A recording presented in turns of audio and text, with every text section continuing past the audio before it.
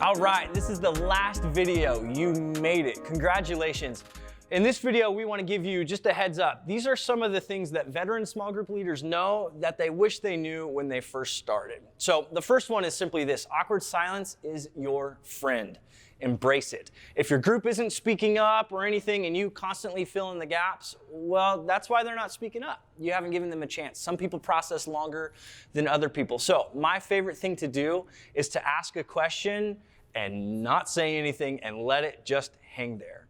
Eventually, use the leader. If you hang tight, eventually the awkward silence will be so long that someone will fill in the gaps and they'll speak up. And that's a good way to get that quiet introvert person to finally chime in as well. The second one is this: silencing the dominator. Every small group has one person. It's just their personality. They're loud, they're boisterous, and they have an answer and they want to answer every question. Use the leader. You have to read the room and look at your group and realize that Johnny is answering every single question immediately, which gives Sally zero chance of actually speaking up. The best way to silence the dominator is to simply have a conversation after the group and say, hey, I noticed you're answering every question. You're doing a phenomenal job.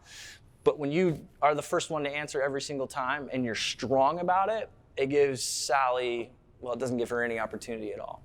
So then you have your next meeting and then just watch them, right? And just evaluate and keep the conversation going with that person after the meeting and then before the next one. Speaking of the silent people in your group, public speaking is still the #1 fear, right? So speaking in a small group is going to be difficult for some people. Now, the best way to ease that tension and to put them in a more comfortable state is to simply talk to them before the meeting. It's the meeting before the meeting.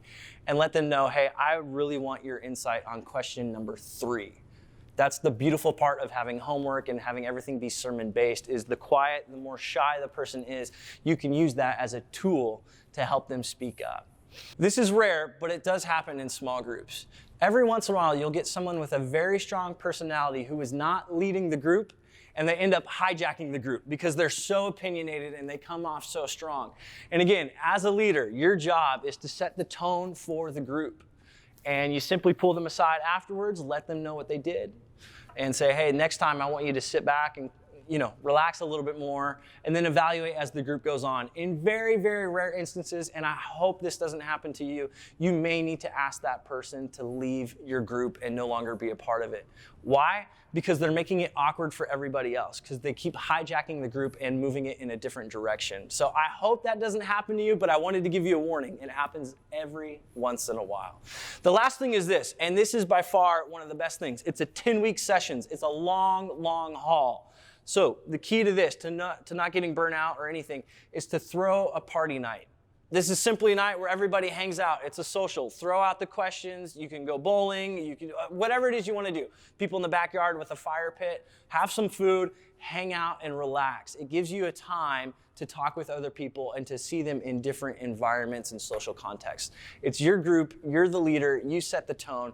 But these are a few helpful things that will make your group a huge success.